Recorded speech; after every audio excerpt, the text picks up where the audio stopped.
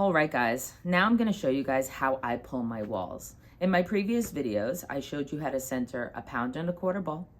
I showed you how to open up using your thumb or 2 fingers. And I've also showed you how to create your floor in preparation for a cylinder. So now I'm going to show you guys how I pull my walls.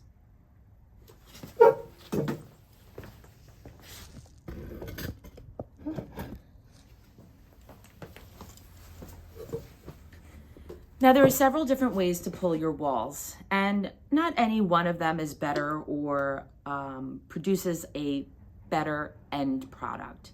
But I'm going to show you guys how to pull the walls of a small piece of clay, making a cylinder. Some of you guys will see a knuckle. I am against the knuckle for a small piece of clay. It just seems like you're using a bulldozer to dig sand up in a sandbox.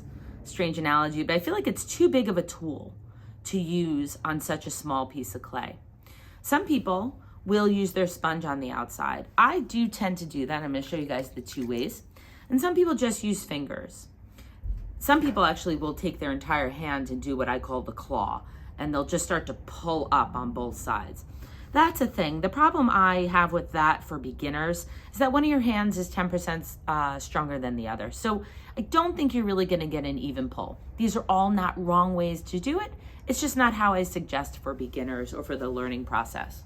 One of the most important things you can do when you're pulling your wall is to keep your hands wet. You'll see some people do this. I don't understand that. To me, gravity makes all the water go to the bottom when you need the water in your sponge going up. Too much water will cause you to have to wipe a lot, which will cause you to wipe away the clay and create a groggy, sort of bumpy finish. So I'm not a fan of that.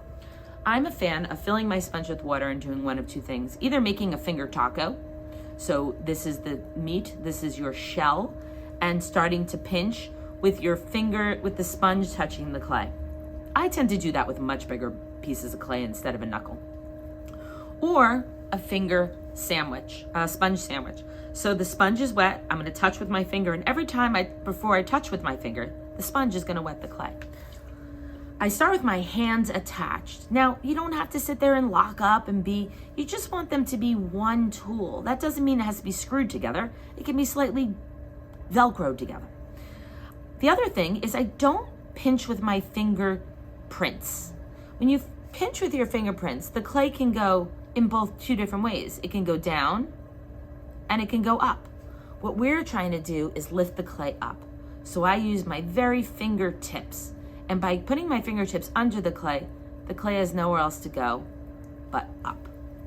So instead of doing this, I curl my fingers.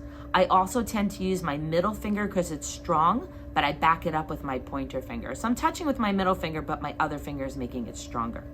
My hands are attached, and I start on the bottom. What is super important is that you start on the back. A lot of people start here, and what happens is that clay oozes underneath. So when you open up and create your floor, you will sometimes tend to create an uneven wall to start with. It'll be thin here, thick here, and a little thinner here. We don't want to think about that while we're throwing the pot. So we want to fix that with the very first pull. We want to put a little bit of pressure here, a lot more pressure here, maybe a little less here. That's going to make the wall evenly consistent for the rest of our pulling experience. So I'm going to start down here, hands are attached, wheels going slower than the first 3 steps. I'm going to put a lot of pressure in the center here and less pressure up in the top. And remember, I meet my fingers all the way up here. And then I compress my lip. So now with that very first pull, I don't have to worry about what's thick and what's thin anymore because it's evenly consistent all the way through. Start down on the side again. I tend to sometimes slow my wheel down when I'm starting to do that beginning scoop. I'm gonna start to go up. You may notice that my cylinder does not look round when I am pulling the wall. It'll look a little like this, but watch when I let go. See, that's proof that the centripetal force wants it to be round and wants it to go out, no matter what you really do. So I'm gonna start down here again, middle finger and my pointer finger next to the sponge. With every rotation, I go up little less pressure up at the lip, and I meet up here. Compress that lip. Get down here on the bottom again. Now it's automatic to want to dip your sponge in water and squeeze it out. You heard that. I'm sure it's not in the video, but you can hear it. We want to try and leave that water in the sponge.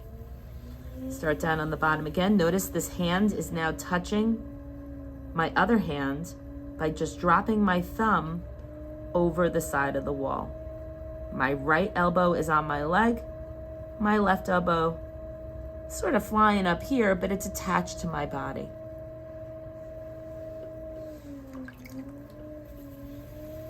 Start down here again. And now I'm really just correcting things. I'm kind of looking at where it's a little thicker, where it's a little thinner. Now I'm going to deal with that top part.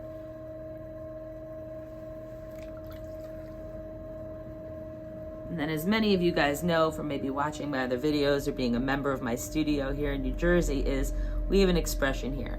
The expression is call it a pot. And when we say call it a pot, it means stop touching the clay. It means there's only so much you can do to make this better. The only thing you really do is make it worse by playing with it too much.